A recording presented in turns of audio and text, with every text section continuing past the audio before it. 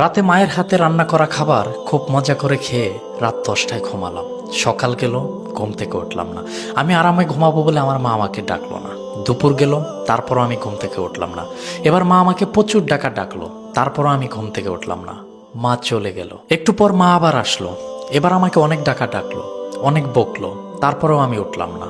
এবার মা একটা থাপ্পড় মারলো, তারপরেও আমি উঠলাম না। এবার মা আমার হাত ধরে টান দিল, কিন্তু এবার আমার হাত পুরো শরীর নিয়ে নেড়ে উঠল। শরীর আমার পাথরের ন্যায় শক্ত হয়ে গেছে। মা কিছু না বলে চুপ করে রুম থেকে বের হয়ে গেল। এবার বাবাকে ডেকে নিয়ে আসলো, কিন্তু বাবা আমাকে অনেক ডাকার পরেও আমি তারপরও উঠলাম না। এবার বাবা তার চোখের জল ফেলে বলছে, তুই উঠে আয়, তোকে আর কোনোদিন কিচ্ছু বলবো না। তুই যেভাবে থাকতে চাস তাই হবে, তারপরেও তুই উঠে আয়। তোকে আজকেই ল্যাপটপ কিনে দেব, তারপরেও তুই উঠে আয়। আমি অবাক হয়ে দেখছি, আমার বাবা তো কোনোদিন এভাবে বলে না, আজকে বলছে। আমি উঠে আসতে চাচ্ছি।